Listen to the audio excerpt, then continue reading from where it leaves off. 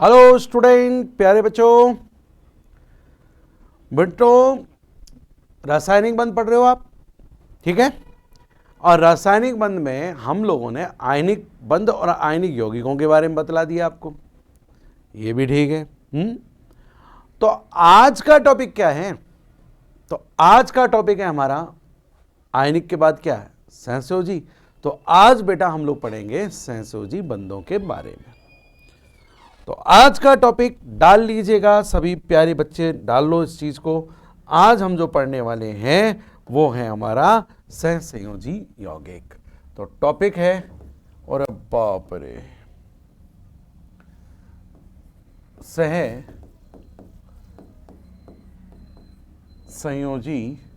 बंध।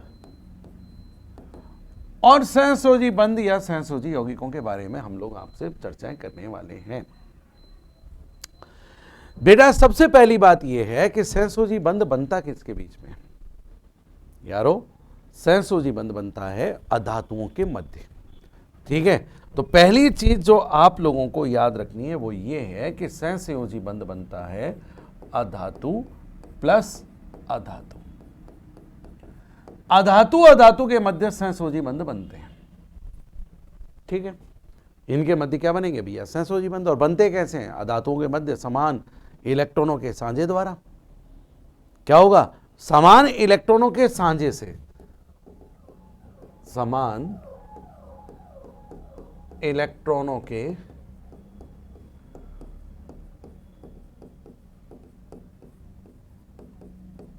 साझे द्वारा, समान इलेक्ट्रॉनों के साझे द्वारा सहसंयोजी बंधों का निर्माण होता है। जैसे कि मेरे भाइयों, मेरे बेटा, मेरी बेटियों, अगर एक एक इलेक्ट्रॉनों का साझा हो रहा है, ठीक है, अगर एक एक इलेक्ट्रॉन का साझा दो नाभिकों, दो परमाणुओं के मध्य हो रहा है, तो बेटा इनके बीच में बनेगा एकल बंध। क्या बनेगा सर? एकल बंध, ठीक है। इनके बीच में बन जाएगा सर एकल बंध, एकल बंध, सिंगल बॉन्ड, एकल बंध बोलते हैं। और यदि दो दो इलेक्ट्रॉनों का साझा हुआ तो इनके बीच में क्या बनेगा बेटा? इनके बीच में बनेगा द्विबंध, इनके बीच में द्विबंध बनेगा। अगर यार इनके बीच में तीन तीन इलेक्ट्रॉनों का साझा हो जाए, तीन तीन इलेक्ट्रॉनों का साझा हो जाए, तो क्या बनेगा भैया इनके बीच में? इनके बीच में बनेगा त्रिबंध। तो सहसंयोजी बंध जो बनता है वो सिंगल बॉन्ड, डबल बॉन्ड और ट्रिपल बॉन्ड, तीन। आपको सर कैसे? चलिए सर एक उदाहरण हम लोग आपके लिए, आपके समक्ष रखते हैं, और वो ये रखते हैं कि कार्बन कार्बन, कार्बन कार्बन, ठीक है, कार्बन और कार्बन, इनके बीच में एकल बंध भी बन सकता है, कार्बन कार्बन के बीच में द्विबंध भी बन सकता है, और कार्बन कार्बन के बीच में बेटा त्रिबंध भी बनाया जा सकता है। एक एक इलेक्ट्रॉन का साझा हुआ तो एकल बंध, दो दो इलेक्ट्रॉनों का साझा हुआ है तो द्विबंध, और तीन तीन इलेक्ट्रॉनों का साझा होता है तो त्रिबंध। इस तरह से इनके बीच में बंध बन सकते हैं। यहां तक समझ में आ गया? ठीक है। अब यह समझने वाली बात है कि यार यहां जो बंध बनते हैं वो बंधों का निर्माण, सहसंयोजी बंधों का निर्माण अतिव्यापन के द्वारा होता है, ओवरलैपिंग। क्या बोल रहा हूं मैं? कि साहब सहसंयोजी बंधों का जो निर्माण होता है वो अतिव्यापन द्वारा होता है, ओवरलैपिंग, ठीक है। और ओवरलैपिंग किसके बीच में होती है साहब? ओवरलैपिंग होती है कक्षकों के बीच में, कक्षकों के मध्य ओवरलैपिंग होगी। अरे वो कक्षक कौन से यार? वो कक्षक कौन से? अरे भैया वो कक्षक हमारे परमाणुवीय कक्षक। तो दो परमाणुवीय कक्षकों के मध्य अगर अतिव्यापन होता है तो वहां क्या होगा? अरे भैया वहां पर क्या बनेगा? वहां सहसंयोजी बंध बनेगा। अच्छा, दोनों कक्षक कैसे होने चाहिए? अभी क्या बोला मैंने? परमाणुवीय कक्षक। अब ये परमाणुवीय कक्षक भी मेरे बच्चों दो प्रकार के होते हैं। एक होते हैं संकृत कक्षक और एक होते हैं जनाब असंकृत कक्षक। संकृत और असंकृत। मेरे बेटाओं, बेटियों, जो संकृत कक्षक होते हैं उनके दर्शन आपको हम करवाएंगे, संकृत कक्षक असंकृत कक्षकों से ही बनते हैं। अभी आप इतना जान लीजिए कि आप पहचानेंगे कैसे कि संकृत कक्षक है असंकृत कक्षक है। देखो भाई, असंकृत कक्षक जो हैं वो अलग हैं। एस और पी तो ये असंकृत हैं, लेकिन जब ये आपस में मिल गए तो संकृत कक्षक बन गए। SsP2, अरे क्या कर दिया अरे बालक, ये बीच में इतना मोटा क्यों हो जाता है। SsP2, SsP3, sp3d, dsp2, ये सारे कक्षक कौन से होते हैं सर? इन सभी कक्षकों को हम बोलते हैं संकृत कक्षक। और इनका निर्माण जिन कक्षकों से होता है आप जानते हो यार, S कक्षक, PX कक्षक, PY कक्षक, PZ कक्षक, DXY कक्षक, DYZ कक्षक, अरे ये सब है कौन? ये सब है असंकृत कक्षक। तो मित्रों, सहसंयोजी बंधों का निर्माण, सहसंयोजी बंधों का निर्माण दो परमाणुवीय कक्षक, कैसे? संकृत कक्षक या असंकृत कक्षक या संकृत या असंकृत कक्षकों के मध्य अतिव्यापन द्वारा होता है। ठीक है, यह समझ में आ गया? क्या समझ में आया? आप हेडिंग क्या डाल रहे हैं? अतिव्यापन। और अतिव्यापन में आप क्या बात लिख रहे हैं? मैं आपको बार बार बोल रहा हूं इस बात के लिए, मैं कह रहा हूं दो परमाणुवीय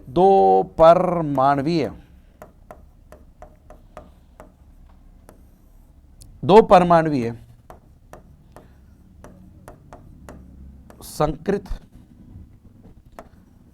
असंकृत या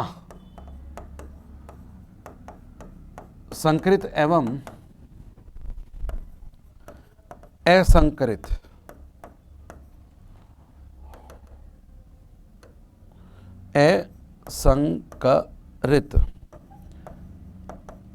कक्षकों के मध्य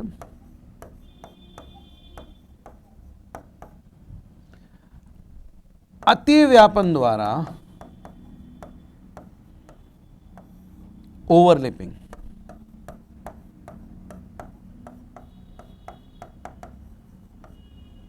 द्वारा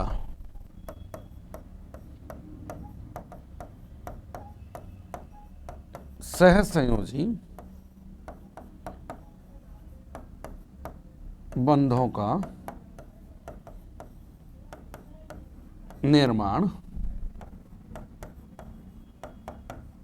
होता है। तो दो परमाणुवीय संकृत या असंकृत या संकृत एवं असंकृत कक्षकों के मध्य अतिव्यापन के द्वारा सहसंयोजी बंध का निर्माण होता है। चूंकि अतिव्यापन में सदैव कौन भाग लेते हैं? कक्षक भाग लेते हैं भाई। अतिव्यापन में कौन भाग लेता है? कक्षक। इसलिए जो अतिव्यापित कक्षक होंगे वो अतिव्यापित कक्षक पूर्ण भरे भी हो सकते हैं, वो अतिव्यापित कक्षक अर्धपूरित भी हो सकते हैं, और वो अतिव्यापित कक्षक बेटा रिक्त भी हो सकते हैं। रिक्त कक्षक भी हो सकता है, पूर्ण भरा कक्षक भी होता है, और अर्धपूरित कक्षक भी हो सकता है। मेरे बेटाओं, अगर अर्धपूरित कक्षकों के मध्य अतिव्यापन हो रहा है तो वहां पर बनेगा सहसंयोजी बंध। और यदि एक पूर्णपूरित कक्षक और एक रिक्त कक्षक के बीच में अतिव्यापन हो रहा है तो वहां पर क्या बनेगा? उपसहसंयोजी बंध। वहां उपसहसंयोजी बंध बनेंगे। समझ में आ गई बात? ठीक है, क्या समझ में आई? क्योंकि बेटा अतिव्यापन में कक्षक भाग लेते हैं, अतिव्यापन में इलेक्ट्रॉन भाग नहीं लेते। क्योंकि कक्षक भाग ले रहे हैं तो कक्षक अर्धपूरित भी हो सकता है, कक्षक पूर्णपूरित भी हो सकता है, और तो और कक्षक रिक्त भी हो सकता है। अगर अर्धपूरित कक्षक अतिव्यापन में भाग लेते हैं इसका मतलब सहसंयोजी बंध बन रहा है, और यदि पूर्णपूरित कक्षक और एक रिक्त कक्षक अतिव्यापन में भाग ले रहा है तो वहां पर कौन सा बंध बनेगा? उपसहसंयोजी बंध। अरे भाई, उपसहसंयोजी बंध जो है वो सहसंयोजी बंध का ही क्या है? एक विशेष प्रकार है। उपसहसंयोजी बंध सहसंयोजी बंध का ही विशेष प्रकार है मित्र। ठीक है, तो इसलिए भाई दोनों तो एक ही। तो मेरे मित्रों, यहां तक बात समझ में आई क्या नहीं आई? क्या समझ में आई? पहला पॉइंट तो ये रहा। और दूसरा पॉइंट क्या बोला कि साहब अतिव्यापन जो होगा वो अतिव्यापन जो है वो कक्षकों के मध्य होता है, तो भैया वो रिक्त भी हो सकते हैं, अर्धपूरित भी हो सकते हैं और पूर्णपूरित भी हो सकते हैं। ओके, क्योंकि एक कक्षक में 2 ही तो इलेक्ट्रॉन होते हैं, तो ये 3 संभावना बनती। उम्मीद है यहां तक मेरी बात समझ में आई। अब आइए सरकार, अब जो मेन बात पे आइए, मेन मुद्दे पे आइए, वो ये मेन मुद्दा और मेन बात ये है कि जो अतिव्यापन होगा वो अतिव्यापन 2 प्रकार का होगा। अतिव्यापन 2 प्रकार का होता है। क्या मतलब? एक अतिव्यापन होता है बेटा समक्ष अतिव्यापन, और एक प्रकार का जो अतिव्यापन होता है वो समपार्श्वी अतिव्यापन। एक समक्ष अतिव्यापन, एक समपार्श्वी अतिव्यापन, 2 प्रकार का अतिव्यापन। ओके, तो चलिए एक एक से निपट लेते हैं। एक समक्ष अतिव्यापन और दूसरा हमारा समपार्श्वी अतिव्यापन। चले भाई देखें, तो चलिए मित्रों आगे बढ़ा जाए और आइए अतिव्यापन के प्रकार को देख लें। तो भैया अतिव्यापन का प्रकार एक तो हो गया सम अक्षीय कोएक्सल, और दूसरा जो हो गया वो हो गया समपार्श्वीय। अबे यार,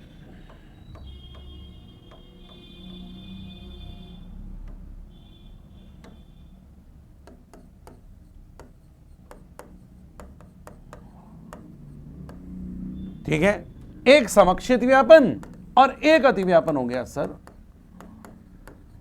समपार्श्वी अतिव्यापन। 2 प्रकार का अतिव्यापन हमारे सामने मुंह फाड़े खड़ा है, समक्षीय और समपार्श्वीय। चलिए बच्चों, जैसा कि समक्षीय अतिव्यापन हमारे को कह रहा है, क्या कह रहा है सर? समक्षीय अतिव्यापन ये कह रहा है कि इस प्रकार का जो अतिव्यापन होता है वो एक ही अक्ष यानी समान अक्ष पर होता है। ठीक है, अतिव्यापन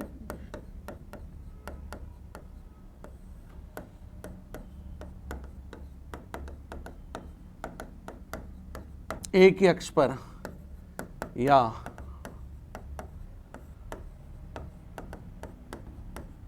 समान अक्ष पर। ठीक है, और यहां जो अतिव्यापन होगा बेटा, यहां अतिव्यापन कहां होगा? अतिव्यापन समानांतर अक्षों पर, समानांतर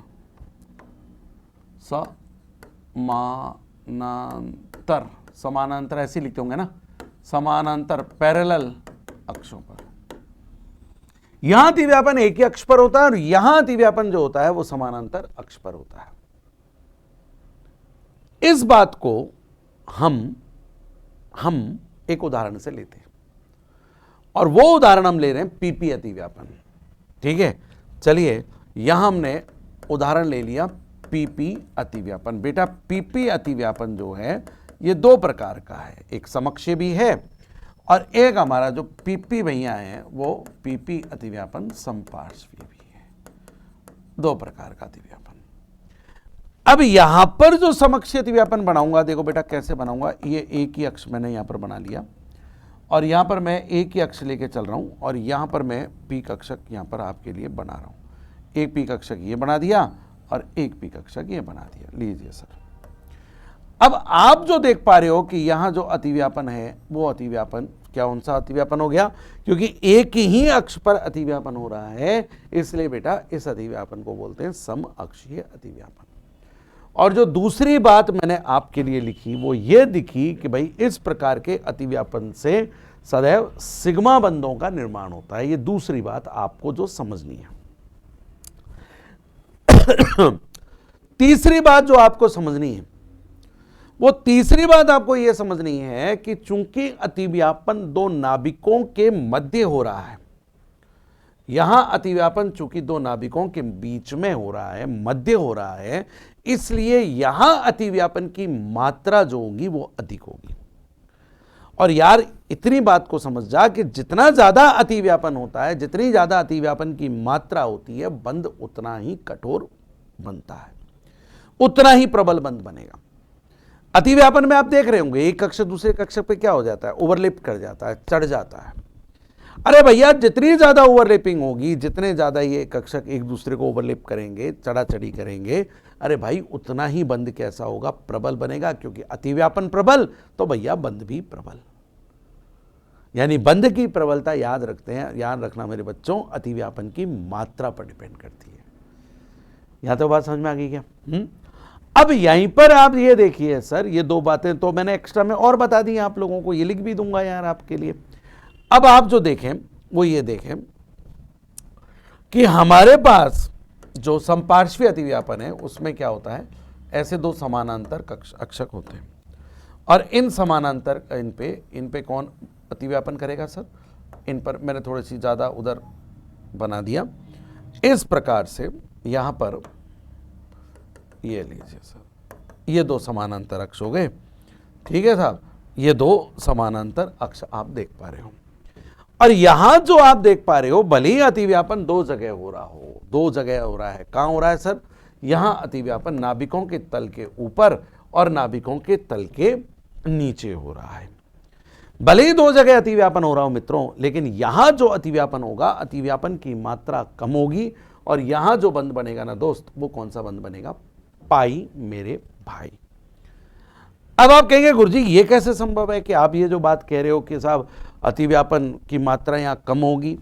अरे बेटा, अतिव्यापन की मात्रा कम होगी और आप ये कह रहे हो कि साहब यहां अतिव्यापन, आप कह रहे हो कि साहब अतिव्यापन की मात्रा कम है, तो कैसे होगी? देखो आप इस बात को ऐसे समझ लो। कैसे समझोगे? देखिए, मान लीजिए ये पी एक्स कक्षक है, ये और ये है पी वाई कक्षक, राइट? अब अतिव्यापन जब भी होता है, यहां पर एक बात और समझ में आएगी तुम्हारे। क्या समझ में आएगी जानते हो? कि भाई ये समझ में आएगी कि जहां भी पाई बंध बनना है ना, उससे पहले सिग्मा बंध बनेगा। सिग्मा बंध तो बनेगा ही बनेगा सरकार, पहले तो सिग्मा बंध बनेगा ही बनेगा, मतलब समक्षीय अतिव्यापन तो होना ही है। अरे यूं मान लीजिए सरकार, अगर समक्षीय अतिव्यापन नहीं होगा तो भैया बंध भी नहीं बनेगा, ठीक है? तो मान लीजिए साहब ये पी एक्स है और ये महाराज क्या है? पी वाई है। अब आप देख लीजिए क्या हुआ। ये कि साहब पी एक्स और पी एक्स इनके बीच में क्या हो रहा है? अतिव्यापन ज्यादा हो रहा है। देखिए ओवरलैपिंग बहुत ज्यादा है।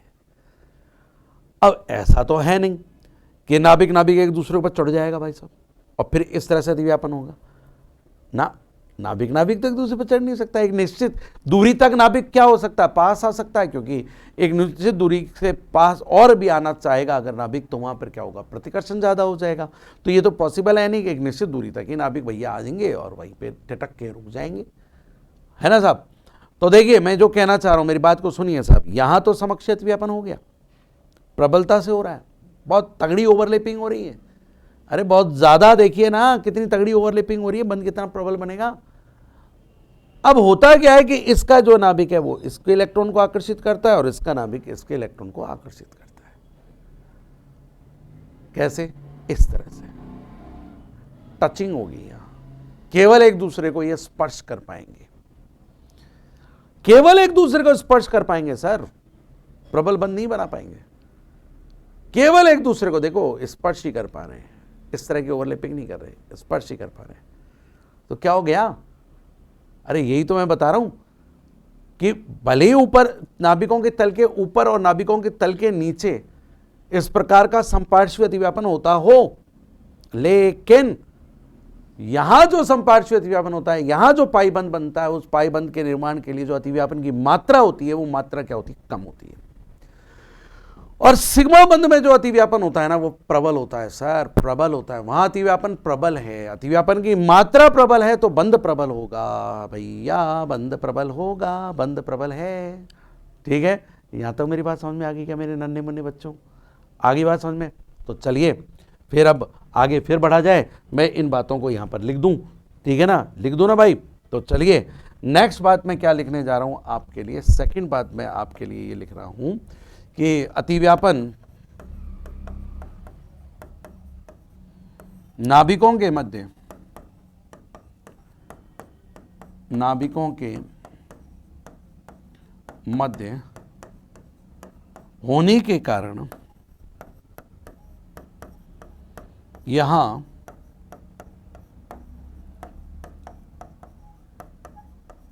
अतिव्यापन की मात्रा क्या होती है जी? अधिक होती है। इस कारण इस प्रकार के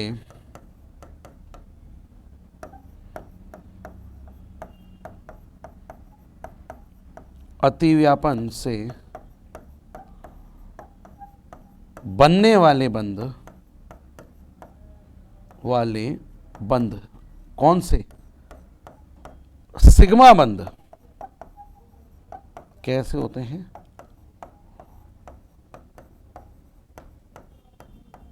प्रबल होते हैं। अतिव्यापन नाभिकों के मध्य होने के कारण यहां अतिव्यापन की मात्रा अधिक होती है। इस कारण इस प्रकार के अतिव्यापन से बनने वाले सिग्मा बंध कैसे होते हैं? प्रबल होते हैं। ठीक है, और यहां मैं आपके लिए क्या लिखने वाला हूं सर? यहां अतिव्यापन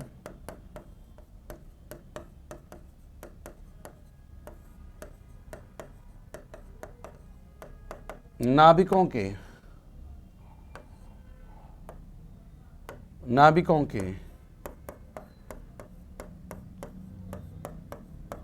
तल के ऊपर एवं नीचे होता है।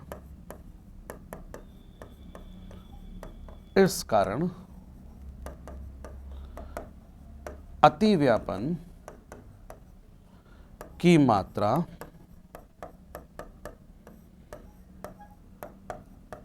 कम होती है तथा बनने वाला पाई बंध कैसा होता है सर?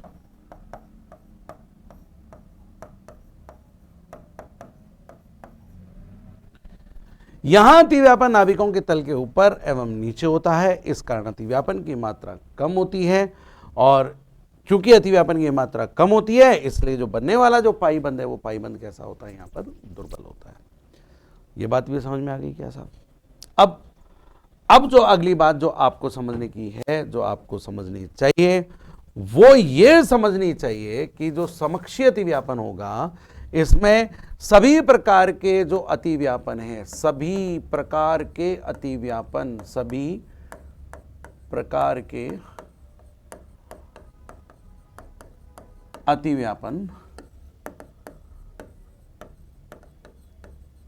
समक्षीय अतिव्यापन होते हैं। सभी प्रकार के अतिव्यापन समक्षीय अतिव्यापन होते हैं। ठीक है, चाहे वो संकृत कक्षकों के बीच में हो, संकृत कक्षकों के बीच में हो। अगर आप उदाहरण देखना चाहें तो मैं कहूं SS अतिव्यापन, SP अतिव्यापन, PP अतिव्यापन, ठीक है, SSP3D अतिव्यापन, PSP2 अतिव्यापन, SP3P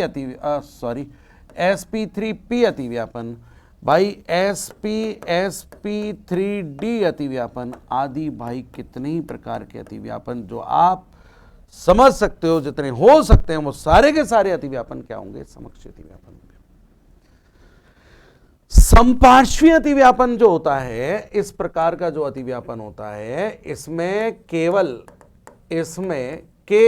ये ध्यान रखिएगा, इसमें केवल, बहुत इंपॉर्टेंट बात है, इसमें केवल असंकृत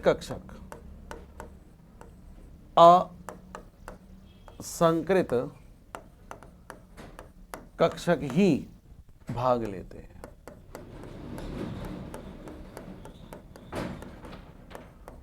दोस्त, इसमें केवल असंकृत कक्षक ही भाग लेगा।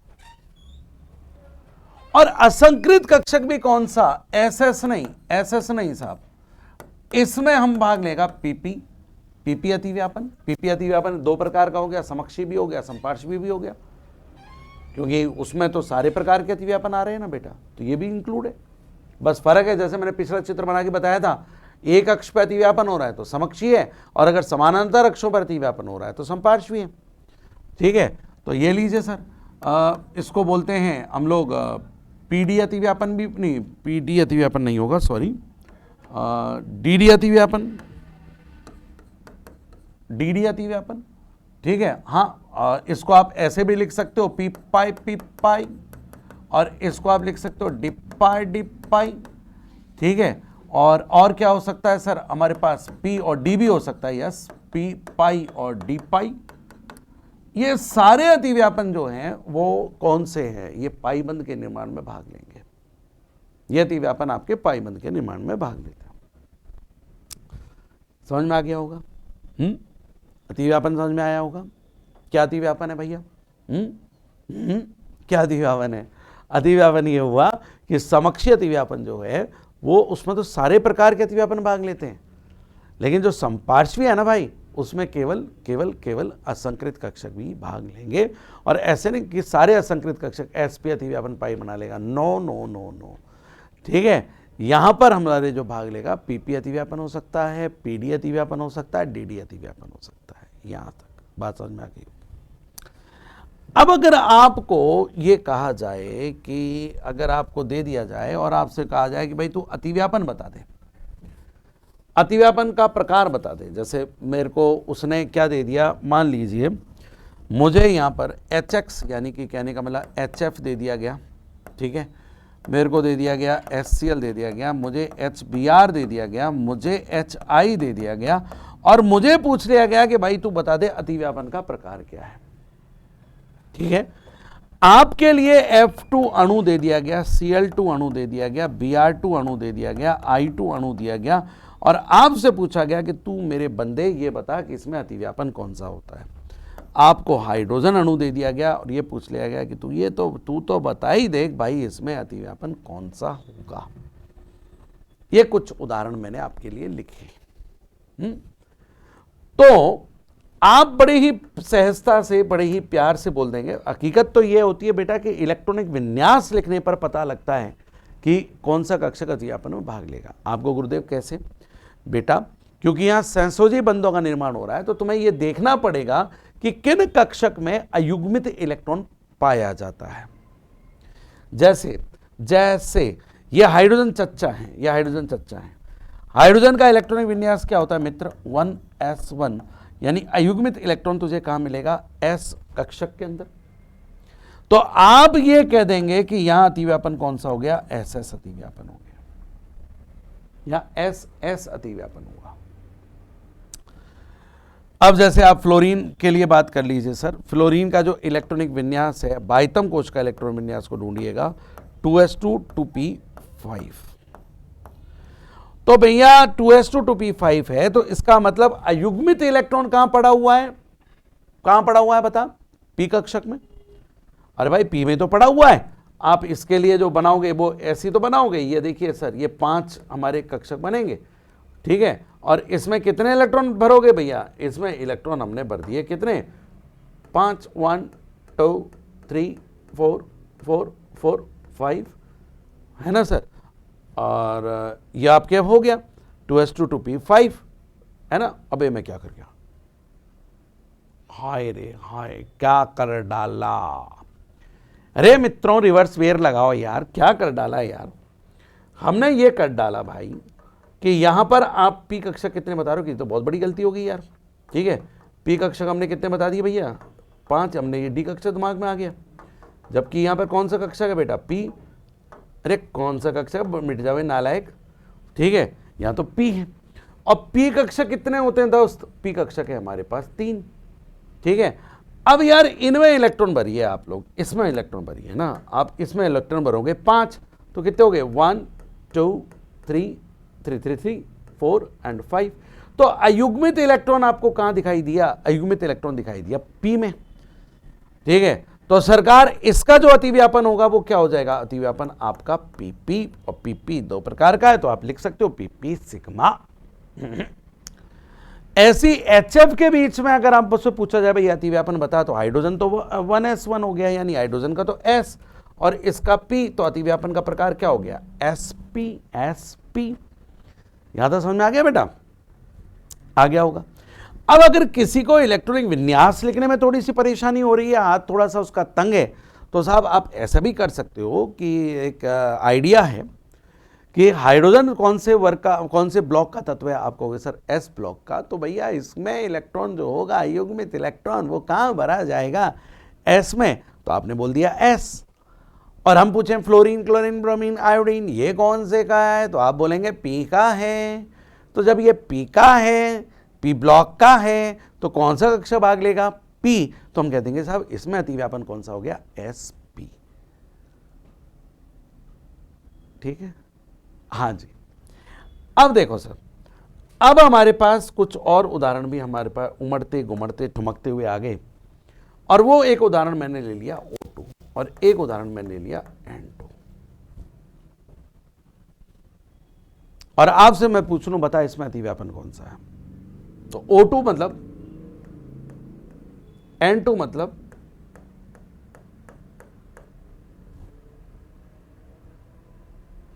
बच्चों संयोजकताओं के बारे में अगर आपको पता होगा ना तो आप संरचना आसानी से लिख देंगे।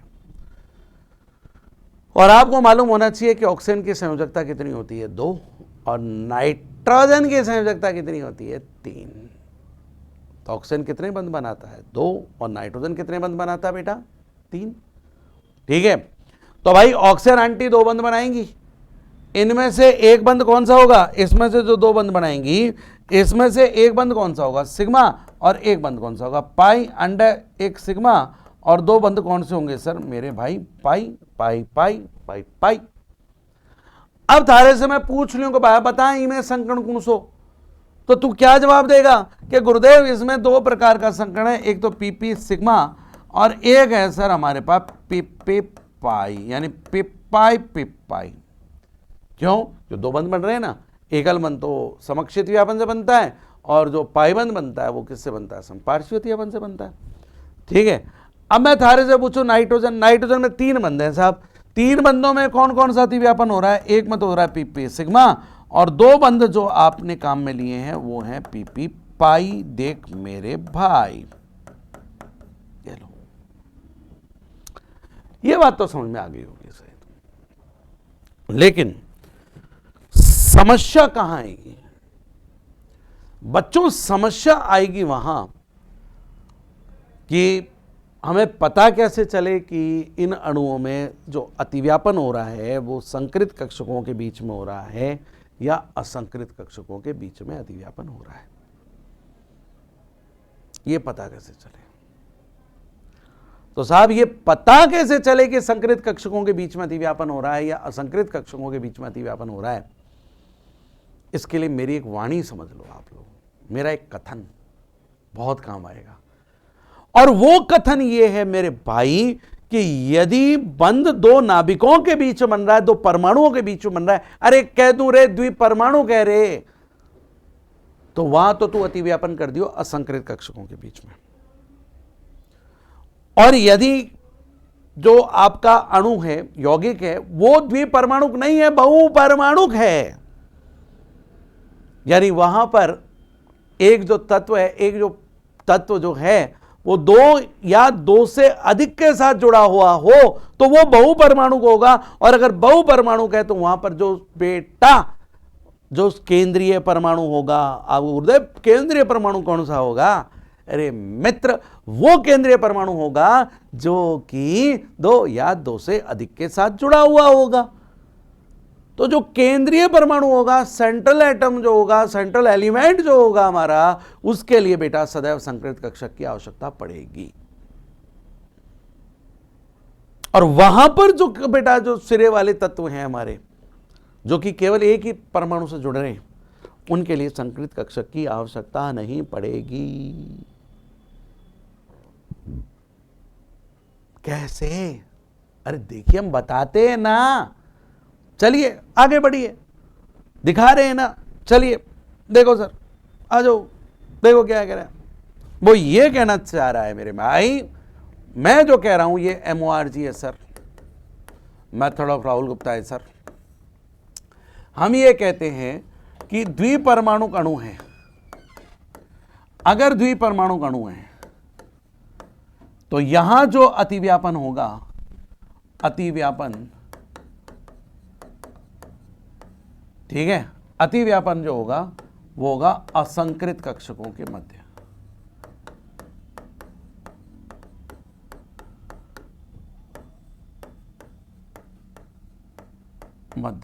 जैसा कि हमने पिछले उदाहरणों में आपको बतलाया। और यदि आ गया बहुपरमाणु अणु,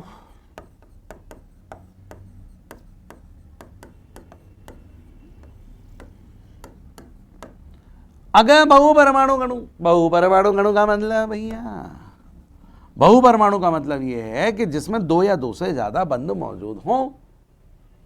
तो बहुपरमाणु अणु आ गया तो भैया जो केंद्रीय परमाणु है, केंद्रीय परमाणु का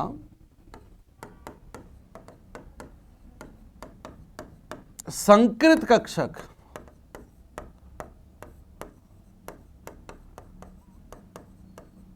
अतिव्यापन में भाग लेगा। ठीक है, सिरे से जुड़े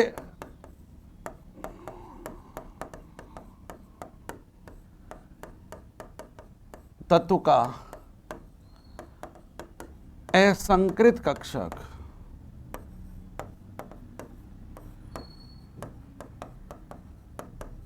अतिव्यापन में भाग लेगा।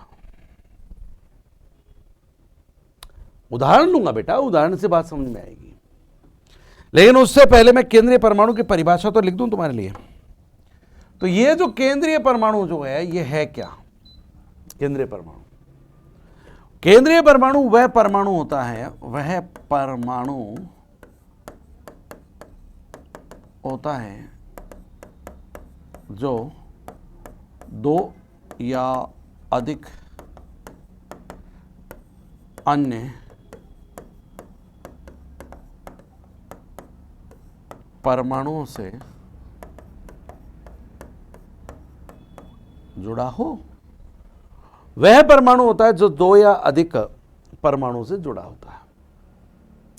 अब ये सारी घटनाएं आपको तो बेटा जब समझ में आएगी जब अपन उदाहरण ले लेते हैं। जैसे चलिए अभी मेरे शैतानी दिमाग में एक उदाहरण आ रहा है BF3। अब आप समझ जाइए कि आप भाई बोलचाल से समझ जाएंगे कि एक बोरॉन जो है वो 3 फ्लोरीन से जुड़ा है कि नहीं जुड़ा है। BF3 सूत्री कह रहा है एक बोरॉन 3 फ्लोरीन जुड़ा है। तो यह बोरॉन तो कौन हो गया? बोरॉन हुआ सर केंद्रीय परमाणु, और जो फ्लोरीन है ये सिरे से जुड़ रही है भाई। तो ये क्या हो गया हमारा? ये हो गया सिरे से जुड़ने वाला परमाणु। तो भाई जो केंद्रीय परमाणु है उसका तो संकृत कक्षक में भाग लेगा। अभी ये बुद्धि मत लगाना आपको, हाय राम पता ही नहीं है कौन सा संकरण होगा। अरे ये तो बताऊंगा ना यार नेक्स्ट वीडियो में। संकरण की चीजें हम लोग नेक्स्ट वीडियो में लेके आ रहे हैं, आपको बताएंगे हम संकरण। ठीक है, तो भाई कौन सा संकरण होगा इस पर टेंशन नहीं लेने का है, आपको नहीं लेने का। अभी हम बता रहा है, अभी यह बता रहा है कि बोरॉन में sp2 संकरण पाया जाता है। तो भाई अतिव्यापन का प्रकार कौन सा होगा बोरॉन और फ्लोरीन बंध का? आप कहेंगे सर sp2। और फ्लोरीन चूंकि सिरे वाला है इसलिए फ्लोरीन कौन सा है फ्लोरीन का? P। तो आप कहेंगे सर यहां अतिव्यापन कौन सा हो गया? sp2p। और देखिए, चलिए और देख लीजिए कहां दिक्कत आ रही है। लो सर, हमने ले लिया PCl5। अभी टेंशन ये बिल्कुल मत करना, मैं बार बार कह रहा हूं कि ये संकरण कैसे निकालोगे, ये बाद की बात है। अभी तो आप ये देखिए ना, फास्फोरस PCl3 फास्फोरस का मैं बता रहा हूं sp3d संकृत कक्षक अतिव्यापन में हिस्सा लेगा। आप तो ये देखिए केंद्रीय परमाणु तो हमारा फास्फोरस हो गया, सूत्री बोल रहा है ना PCl3, यानी एक फास्फोरस 5 क्लोरीन से जुड़ा है, खुद ही बोल रहा है। तो भैया ये तो केंद्रीय परमाणु हो गया, केंद्रीय परमाणु का संकृत कक्षक। और क्लोरीन हमारा क्या हो गया? क्लोरीन हुआ संकृत कक्षक। अरे लल्ला, क्लोरीन P ब्लॉक का सदस्य है तो जाको अतिव्यापन कहा जाएगा sp3dp।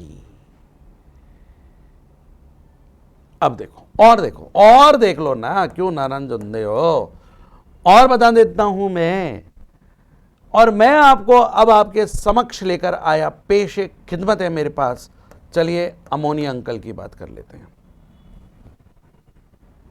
पहचान जाइए केंद्रीय परमाणु है और यह सिरे से जुड़ रहे महारस है। तो और इसमें संकरण मैं आपको बता देता हूं sp3 होता है, sp3, और ये सिरे जुड़ रहा है तो हाइड्रोजन का कौन सा अति कक्षक भाग लेगा? वो लेगा S। तो अतिव्यापन का प्रकार क्या हो गया? sp3s। अब आपके दिमाग में एक प्रश्न आ सकता है कि हे गुरुदेव, मैं कैसे पहचानूंगा? क्या ऐसा नहीं हो सकता कि अणु में 2 या 2 से अधिक केंद्रीय परमाणु हो? बिल्कुल हो सकता है, संभव है। भाई 2 या 2 से अधिक केंद्रीय परमाणु हो सकते हैं, बिल्कुल पॉसिबल है। आपको सर कैसे पॉसिबल है? चलिए सर एक उदाहरण आपके समक्ष हम ले लेते हैं, टिमकते हुए भटकते हुए, और वो ले लिया सर मैंने। आप सब इस बंदे को जानते हो, H2SO4। H2SO4 मैंने ये उदाहरण आपके लिए ले लिया। अब आपको ढूंढना है कि अतिव्यापन कौन सा और इसमें केंद्रीय परमाणु कौन कौन से। तो जब मैं आपको अम्लों के सूत्र यानी संरचनाएं लिखना सिखाऊंगा मेरे भाई, तो तुझसे ये कहूंगा कि इसमें ये देख सबसे ज्यादा संयोजकता कौन रखता है? सल्फर। सल्फर की संयोजकता सबसे ज्यादा। भाई हाइड्रोजन की तो 1, ऑक्सीजन एंटी की 2, सल्फर ही है जो संयोजकता 2 भी रख सकता है, 4 भी रख सकता है और 6 भी रख सकता है। तो आप सबसे पहले क्या कर लीजिए सर, सल्फर को बना लीजिए और इस सल्फर के साथ जुड़ रही हैं 4 ऑक्सीजन एंटी। लो साहब जोड़ दीजिए, ये लीजिए। अब बच गए 2 हाइड्रोजन। अब ये 2 हाइड्रोजन कहां जुड़ेंगे? ये 2 हाइड्रोजन भाई क्योंकि ऑक्सीजन की संयोजकताएं पूरी नहीं हुई हैं, तो हम लोग यहां पर इन 2 हाइड्रोजनों को यहां जोड़ देंगे। लो सर जोड़ दिया। अब सारे परमाणु जोड़ दिए। संयोजकता तो अभी पूरी नहीं हुई, ऑक्सीजन कहती है हमारी नहीं हुई, तो ठीक है नहीं हुई तो ले डबल बॉन्ड। नीचे वाले ऑक्सीजन कहते हैं हमारी भी नहीं हुई, अरे नहीं हुई तो ले लेना डबल बॉन्ड। सल्फर भैया देख लो कितनी संयोजकता होती है सल्फर की? 2 होती है, 4 होती है, 6 होती है। तो भाई कितनी? 2 2 4 तो 6 बंद बना रहा है। अब यह बता दो कि केंद्रीय परमाणु हमारा कौन सा हो गया? तो केंद्रीय परमाणु नो डाउट हमारा एक तो सल्फर है, एक केंद्रीय परमाणु हमारी ये ऑक्सीजन भी है भाई, और ये केंद्रीय परमाणु हमारी ये ऑक्सीजन भी है। बाकी की ये जो 4 हैं, एक ये रहा, एक हाइड्रोजन ये रहा, एक ऑक्सीजन एंटी ये रही, दूसरी ऑक्सीजन एंटी ये रही, ये सब क्या हैं? सिरे से जुड़ने वाले तत्व हैं, परमाणु हैं। अब आपसे पूछ ले कि भैया एक काम कर भैया लल्ला, ये OH बंध के अतिव्यापन का प्रकार बता दे। एक बंदा कह रहा नहीं जी सल्फर ऑक्सीजन बंध के प्रकार का बताओ। Sulphur oxygen. एक ये कह रहा है जी सल्फर ऑक्सीजन तो ठीक है लेकिन डबल बॉन्ड वाली भी तो है, इसके भी अतिव्यापन का प्रकार लगे हाथ बता देना। तो मैं कैसे बनाऊंगा? आप थोड़ी तसल्ली कर ली जाइए, अभी आप इतनी टेंशन मत लेना। मैं बार बार तुमसे कह रहा हूं संकर्ण ज्ञात करना मैं तुम्हें सिखा दूंगा। अभी क्या टॉपिक ले रहा है? अभी हम टॉपिक यह ले रहा है कि आपको यह बताना चाहता है कि कहां संकृत कक्षकों के बीच में अतिव्यापन होगा और कहां असंकृत कक्षकों के बीच में अतिव्यापन होगा। तो इतना समझ गए, ये ऑक्सीजन जो कि केंद्रीय परमाणु है, इसलिए ये ऑक्सीजन एंटी संकृत कक्षक का इस्तेमाल करेगी। और मेरे बात को हम बाद में समझाएंगे। या sp3 संकरण होता है तो इसमें अतिव्यापन कौन सा हो जाएगा? इसमें अतिव्यापन जो हो जाएगा वो हो जाएगा sp3s।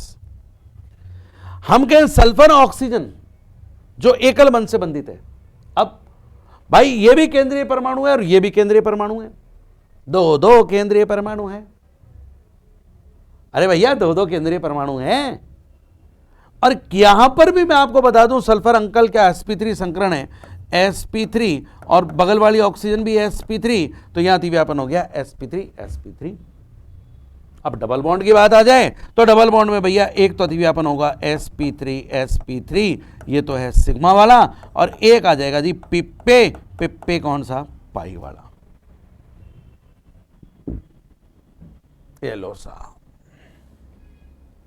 क्या समझ में नहीं आया? क्या आपको अतिव्यापन परेशान करता है? क्या आप अतिव्यापन से परेशान हैं? अब काहे के परेशान है? अरे पूरी तो कहानी बता दी लालाओ, आप काहे के परेशान हो तुम? अब भी हो तो कैसे बात पार चलेगी भैया? 2 बार देख लियो, 3 बार देख लियो, वीडियो बार देख लियो। तब तक के लिए तो इजाजत दो, कल फिर आएंगे, संकरण के साथ मिलेंगे, संकरण को पढ़ाएंगे, संकरण को समझेंगे। तब तक के लिए राधे राधे, धन्यवाद इंपॉर्टेंट टाइम देने के लिए।